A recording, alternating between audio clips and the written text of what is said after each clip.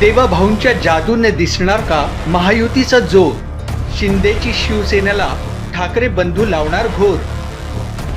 साहेबांच्या पक्षाचा दादा करणार का घात? महापालिका निवडणुकीत कुणाची कुणावर मात?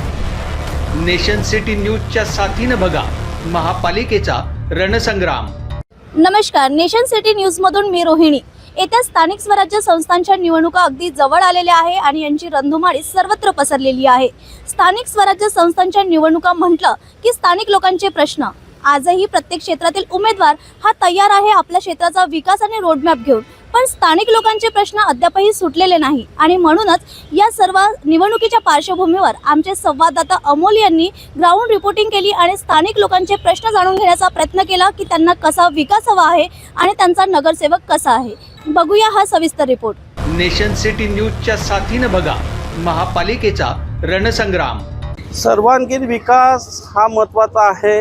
शैक्षणिक विकास झाला पाहिजे आणि महत्त्वाचं म्हणजे जो गोरगरीब टप्प्याचा जो वर्ग राहतो या प्रभागामध्ये, त्या गोरगरीब लोकांच्या ज्या समस्या असतात त्या समस्याची त्यांना जाणीव नसते. इथले जे काही नगरसेवक असतात हे त्यांना जाणीव असून सुद्धा जाणीव नसल्यासारखं जे भासवतात आणि इथल्या गोरगरीब जनतेला जो त्रास होतो, त्यांच्या समस्याचं निराकरण होत नाही. या समस्याचं निराकरण करणारा जर नगरसेवक असला, जो खरोखर गरिबांची ज्याला जाण आहे, असाच नगरसेवक या प्रभागामध्ये राहिला तरच तो गरिबाची त्याला कदर असेल, तोच माणूस त्या गरीब लोकांच्या मतदातांचा विकास करू शकतो, असं माझं मत आहे. महत्त्वाचं म्हणजे की पावसाळ्यामध्ये बऱ्याचशा जागी जे पाणी साचतं त्याच्या उपाययोजना अजूनपर्यंत झालेल्या नाही आहेत. आणि दुसरं महत्त्वाचं म्हणजे शैक्षणिक जे वाचनालय पाहिजे इथे. ते वाचनालय आज कित्येक नगरसेवक झाले, परंतु एक भव्यसं असं एक चांगलंसं एक वाचनालय नाही. चिकित्साच्या दृष्टिकोनातून बघितलं तर एवढी मोठी पांढराबोडी आहे की एशियामध्ये दुसऱ्या नंबरची पांढराबोडी म्हणजे झोपडपट्टीमधून गणण्यात येते. तर एवढ्या मोठ्या या वस्तीमध्ये असं शासकीय दवाखाना म्हणून की एमर्जन्सीमध्ये एखादी जर उपचार करायचा झाला तर अशी सुद्धा योजना महानगरपालिकेतर्फे अजूनपर्यंत तरी या प्रभागामध्ये निर्माण झालेली नाही आहे. मुख्य समस्या म्हणजे त्यात आहेत ना की विद्यार्थ्यांचं भवितव्य कसं घडेल. इथे खेळायला मैदान नाही आहे. एवढा मोठा प्रभाग आहे, पण खेळण्यासाठी आजही दुसऱ्या प्रभागाच्या याच्यामध्ये लहान लहान मुलांना दुसऱ्या प्रभागामध्ये जाऊन खेळावं लागतं. ते लोक ऑब्जेक्शन घेतात. तर विद्यार्थ्यांना खेळण्यासाठी सुद्धा इथे अजूनपर्यंत एखादी चांगलंसं एक मैदानसुद्धा इथे निर्माण झालेलं नाही. ही पण एक फार मोठी समस्या आहे. नगरसेवक हा सुशिक्षितच असायला पाहिजे आणि शिक्षणाची अट म्हणजे जर सुशिक्षित राहील तर त्याला शिक्षणाचं महत्त्व कळेल आणि तो दुसऱ्यांना शिक्षित करण्याचा प्रयत्न करेल. जर नगरसेवक अनपढ असला तर तो काय, त्याला स्वतःला त्याचं जर भान नसेल तर तो दुसऱ्यांना शिक्षित कसं करणार. म्हणून हा शिक्षितच नगरसेवक पाहिजे. पाणी वाहते आमच्या अंगणमधून दुसऱ्याच्या अंगणमध्ये वाहत जाते. खूप गंद पाणी पूर्ण भरून जातं हे इकडे आमच्या इकडे. म्हणून आम्हाला ते नवीन पूर्ण पाईपलाईन पाहिजे, कारण पाईपलाईन आधीची जी होती ती छोटी होती, आता मोठी पाहिजे. आणि ते आतमधून गेलेली आहे, पुष्कळ जुनी आहे ना ती. 4-5 घरापासून गेलेली आहे, ती पूर्ण खालतपर्यंत गेली आहे. तर आम्हाला ते नवीन पाहिजे. आणि हे नेहमी 2 दिवस झाले की पूर्ण भरून जाते, सहन नाही होत. एक डेट पण झाली आमच्या घरापाशी. इतकं पाणी घाण वाहत राहते, ते पाहू नाही शकत इतकं भरू शकते. यांच्या घरी पण तेच प्रॉब्लेम आहे, आमच्याही घरी आहे, यांच्याही घरी आहे, बाजूलाही आहे. पूर्ण आमच्याकडे तीच प्रॉब्लेम. आम्हाला नवीन गटर लाईन पाहिजे. प्रॉब्लेम गणपतीच्या आधी आमच्या येणारा जे काही इलेक्शन आहे त्यांना सांगणं आमचं. पण गटर लाईन मेन आहे. आता समस्या आहे, आम्हाला जेवण नाही होत आमच्याने. खूप त्रास आहे. वास इतका येतो का खूप येतो. प्रॉब्लेम आमची तेच आहे, पण दिवाळीच्या अगोदर पासून आहे. 6-5 महिने झाले तेच त्यांनी सांगितलेलं गडरचाच प्रॉब्लेम आहे पूर्ण. आणि ते खूप जुनी आहे ना, ती पूर्ण भरून गेली, म्हणजे पूर्ण चोक झालेली आहे.